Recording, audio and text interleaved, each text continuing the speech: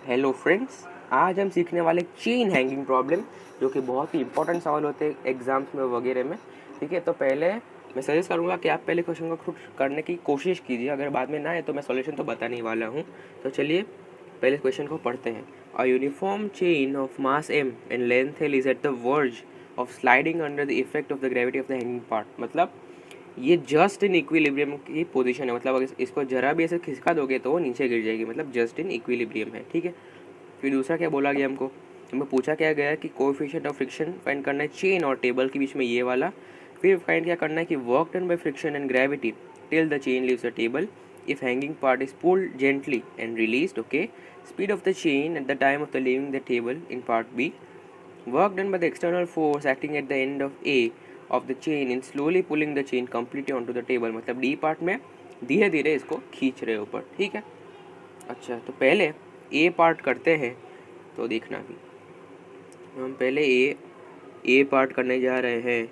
ये है टेबल, ये मास कितना हैंग कर रहा है, नीचे हैंग कर रहा है 2L/3। ठीक है, और ऊपर मैं तो थोड़ा सा थिन बना देता हूँ। ठीक है, थोड़ा सा पतला बनाता हूँ चेन को ताकि फील आ जाए, ऐसा कुछ है। ठीक है, ये कितना है L/3 है, ये क्या है 2L/3। तो दोस्तों क्या मैं ऐसा मान सकता हूँ कि इसका जो वेट है, इसका जो वेट नीचे लग रहा है उसका सपोर्ट कौन कर रहा है, फ्रिक्शन सपोर्ट कर रहा है उसको। ठीक है, उसको सपोर्ट कौन कर रहा है, इसका जो वेट जो नीचे खींचना चाह रहा है, ये जो वेट है, एक मिनट अच्छे से बना देता हूँ मैं। इसका जो वेट है, इस चेन का जो वेट है जो नीचे खिसकाना जा रहा है, उसका वेट को कौन सपोर्ट कर रहा है, ये फ्रिक्शन सपोर्ट कर रहा है। ठीक है, समझ में आ गया। तो ऊपर कितना है, तो एक मिनट दोस्तों, तो हम अगर देखें तो ऊपर कितना मास है, ऊपर है L/3 मास का ऊपर है। ठीक है, तो उस पर अगर हम फ्रिक्शन फाइंड करें तो पहले तो उसका फ्रिक्शन की वैल्यू क्या होती है, म्यू इंटू नॉर्मल। ठीक है, और फ्रिक्शन को कौन बैलेंस कर रहा है, mass of 2L/3 part into g is equal to mu into normal. Normal क्या होगा, इसका वेट होगा, इसका जो वेट होगा mass of L/3 part into g, वही तो इसका नॉर्मल होगा। इसका मान लो मास W है, तो वही तो इसको नॉर्मल बैलेंस कर रहा होगा। ठीक है, तो क्या ये इक्वेशन आपको समझ में आया, क्या ये इक्वेशन समझ में आना बहुत ज़रूरी है। जो इसका मास है, mass of 2L/3 part into g is equal to जो फ्रिक्शन है वो सब इसको सपोर्ट कर रहा है टांगने में। ठीक है, तो उसका मास ये है L/3। तो अभी ये मास फाइंड करना है, तो बहुत ईजी है ये तो।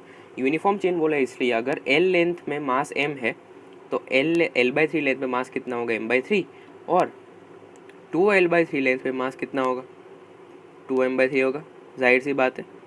ठीक है, तो अगर हम इसको सॉल्व करेंगे, इसको मिटा देता हूँ। तो अगर हम इसको सॉल्व करेंगे तो ये क्या आएगा, 2M/3 into g is equal to mu into M/3 into g. तो M/3 कैंसिल, जी भी कैंसिल, तो म्यू की वैल्यू क्या आ गई है, 2 आ गई। मतलब प्रैक्टिकली म्यू क्या होता है, म्यू प्रैक्टिकली लेस देन 1 होता है। तो मतलब ये प्रैक्टिकल सिचुएशन नहीं है, खैर उससे कोई लेना देने नहीं है क्वेश्चन को। ये था हमारा कौन सा, ए पार्ट था। ठीक है, अभी हम बी पार्ट सॉल्व करें। बी पार्ट में क्या पूछा गया है हमको, बी पार्ट में पूछा गया कि work done by the friction till the chain leaves the table. अच्छा, तो इसमें देखो, इसमें ये टेबल है हमारा, और free work done by friction क्या होता है, mu m g into x होता है, mu m g into displacement. अगर कांस्टेंट हो लेंथ, अगर लेंथ बदल ना रही हो, उसका सरफेस, उसकी जो लेंथ है कांटेक्ट में वो बदल ना रही हो। पर इसमें क्या हो रहा है कि पहले ऐसी थी कितनी, L/3, फिर कुछ समय के बाद क्या होगा, ये चीज़ नीचे चली जाएगी और क्या हो जाएगी, लेंथ कुछ कम हो जाएगी, मान लो L/6 हो गई। फिर ऐसे ऐसे करते क्या हो जाएगी, पूरी नीचे गिर जाएगी। इसमें क्या हो रहा है कि लेंथ है, वो लेंथ क्या है, वेरिएबल है। क्या हो रही है, वेरी हो रही है, ये वेरिएबल लेंथ है। ठीक है, ये क्या है, वेरिएबल लेंथ है। तो इसको हम ऐसे सीधे सीधे तो कर नहीं पाएंगे, तो क्या करना पड़ेगा, बोलो क्या करना पड़ेगा, हमको इंटीग्रेट करना पड़ेगा। ठीक है, इंटीग्रेट करना पड़ेगा। तो देखना ध्यान से, मान लो कि पहले कितना थी, पहले इधर तक L/3 थी। ठीक है, पहले एक मिनट, इधर तक कितनी थी, पूरी इधर तक थी L/3। फिर x डिस्टेंस स्लाइड हो गई, कितनी हो गई, x डिस्टेंस स्लाइड हो गई, ऐसे हैंग कर रही है। ठीक है, तो ये कितनी हो जाएगी, तो इसकी लेंथ कितनी हो जाएगी, L/3 माइनस एक्स। ऑलराइट, इसकी लेंथ कितनी हो जाएगी, 2L/3 प्लस एक्स। ये समझ में आया सबको, ये L/3 नीचे, x नीचे, और x जो पहले थी इनिशियली इधर थी, तो x ऐसे नीचे भी आ गए ऐसे। ठीक है, तो उसके नीचे वाला कोई लेना देना है नहीं, अभी इस पर बात करते हैं। तो इस पोजीशन है, ये है जो ये पार्ट है उस पर फ्रिक्शन कितना एक्ट कर रहा होगा, एफ डैश मान लेते, वो होगा म्यू इंटू जो उसका मास होगा एम डैश इंटू जी। अभी देखना, अभी इसको कैसे निकालेंगे, एल लेंथ में मास एम है तो L/3 माइनस एक्स लेंथ में मास कितना होगा, सिंपल यूनिटरी मेथड, ये होगा, ये होगा। ठीक है, तो इसको मैं डायरेक्ट लिख देता हूँ इधर। ठीक है दोस्तों, तो देखना अभी एफ डैश क्या हो जाएगा, mu M/L L/3 minus x into g, ये हो गया। अभी किसी भी चीज़ का अगर वर्क डन निकालना हो जो वेरिएबल हो तो DW हम क्या लिखते हैं, एफ डैश इंटू DX लिखते हैं, और वर्क डन क्या हो जाता है इसका इंटीग्रेशन, DW का इंटीग्रेशन, तो वो क्या हो जाएगी integration of F dash DX। ठीक है, समझ में आ गया सबको।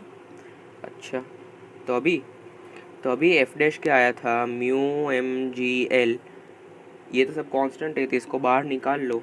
ठीक है, और देखना है वर्क डन और फ्रिक्शन नेगेटिव होगा, क्यों नेगेटिव होगा, क्योंकि फ्रिक्शनल फोर्स ऐसे पीछे लगा और डिस्प्लेसमेंट ऐसे चेन आगे की सकी, तो ऑब्वियसली क्या होगा, नेगेटिव होगा।